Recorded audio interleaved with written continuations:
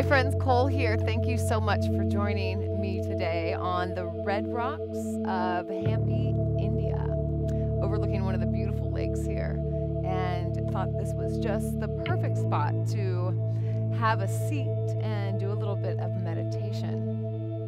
I get many messages from people asking questions about meditation or having comments about that they're really bad at meditation. And so I just wanted to talk a little bit from my experience and dispel some myths and give you some tips to begin a meditation practice.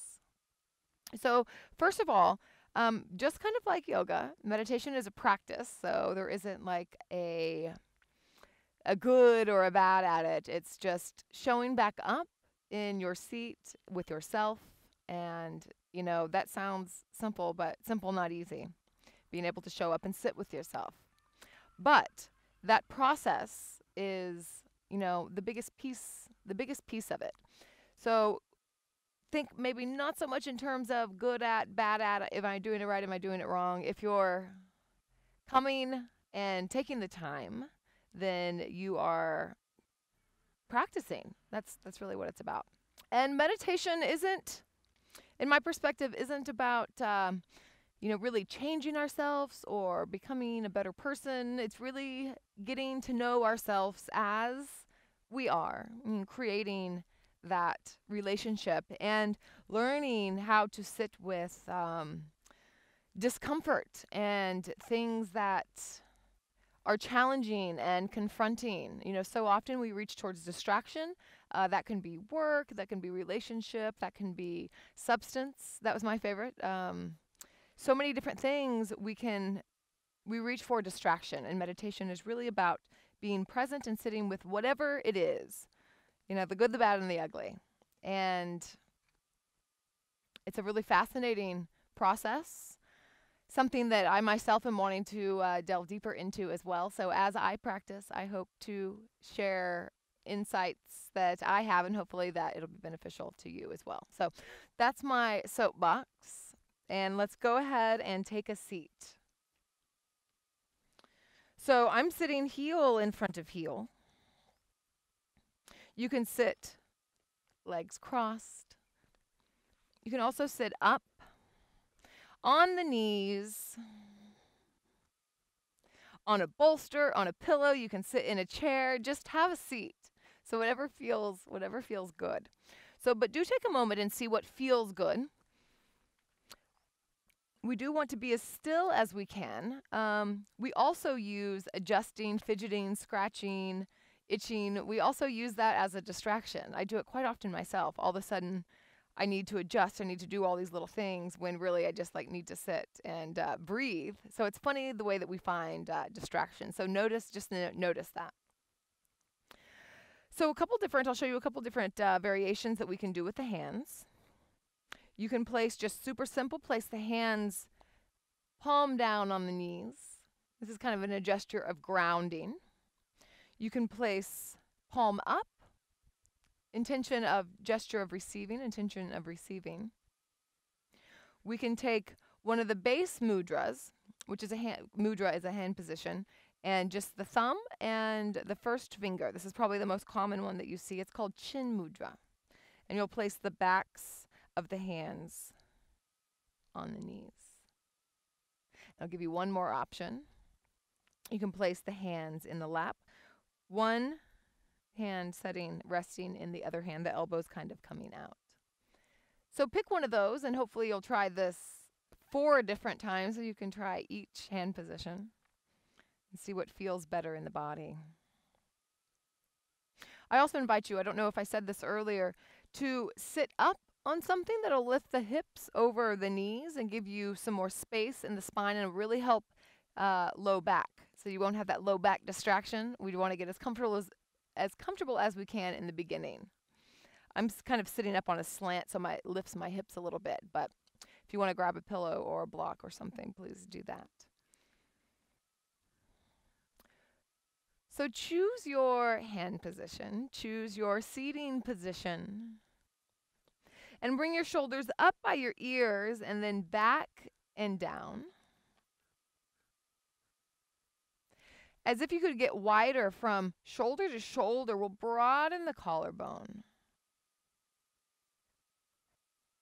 And take a vision and imagine your spine, have that natural curve in the spine. So you have the curve in the lumbar, the thoracic, and up by the neck.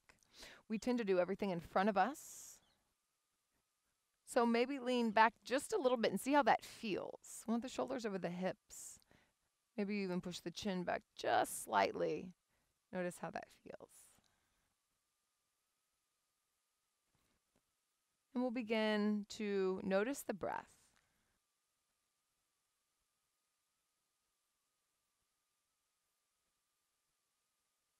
With every inhale, imagine you could grow a little bit taller through the crown of your head. Maybe as if you had a string attached to the top of your head and it was gently being pulled up.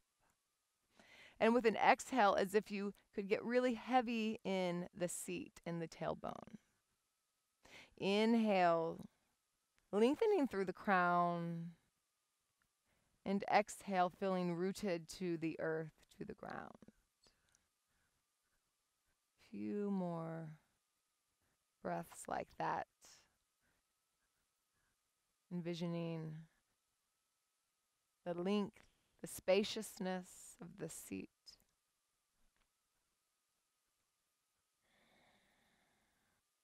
So we're keeping the steady breath.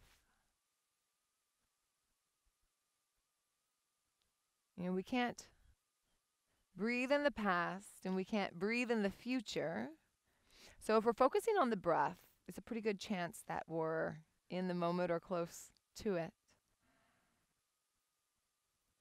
So if it hasn't already happened, it will happen soon or eventually, that you will start thinking about your grocery list or something with work or something with your lover, real or imaginary. The brain likes to think, likes to imagine, and it really wants to do so when we're slowing down and not giving it a task. Kind of goes into freak out mode and needs to attach to something. So that is the practice.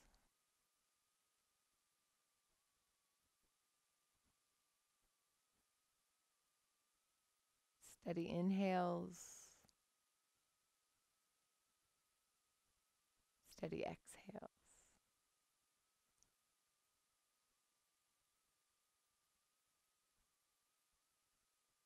So when these thoughts begin to come into the mind's eye, we're just going to let them come through.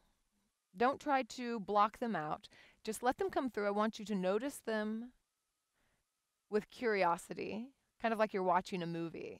Like, oh, interesting. So just acknowledge it, kind of note it down, wonder what it is, and then let it go. One way I like to do it is kind of like imagining, the clouds that are moving. So just let it kind of move across your vision and out of the frame.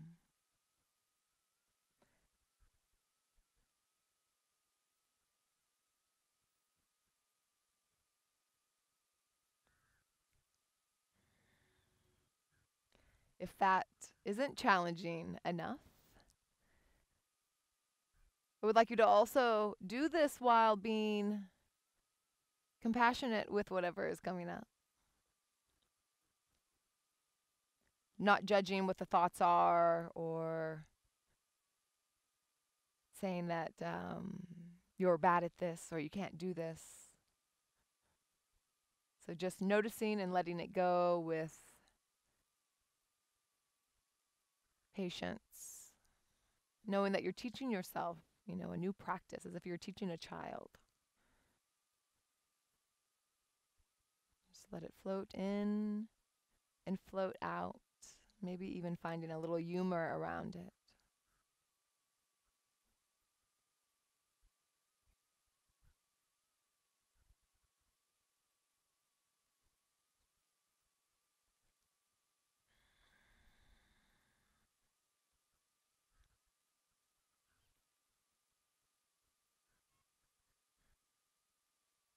if you get lost on a tangent, a couple of the things that I come back to are the breath, which I mentioned. Always come back to the breath.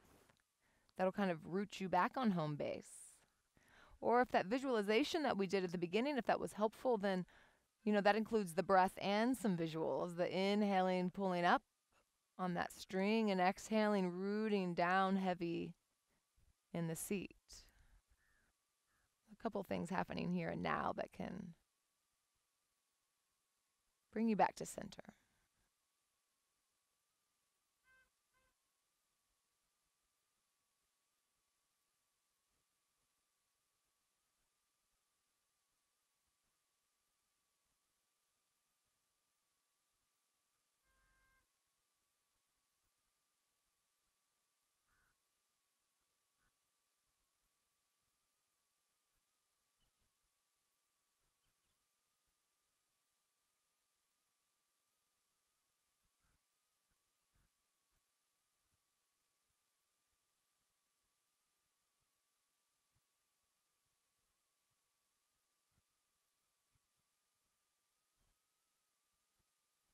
Let's take about 3 rounds of breath together.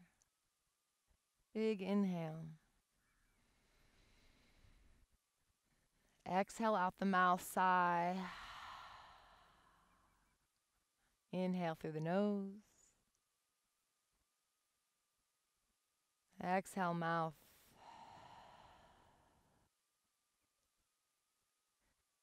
Once more, inhale, nose. Exhale, mouth.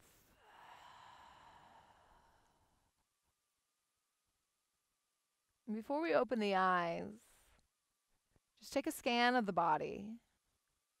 There might be some spots of tension, some uncomfortability, maybe from sitting for this long. Just notice it again, not good, not bad. Notice any energy shift from the beginning.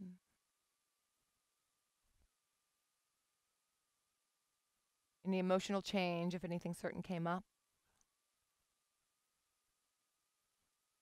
Again, this is all just self-inquiry. We're just taking information, objective information.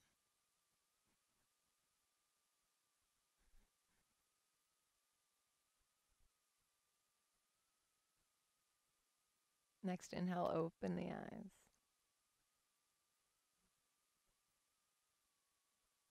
And slowly take everything in around you. Vision, sounds.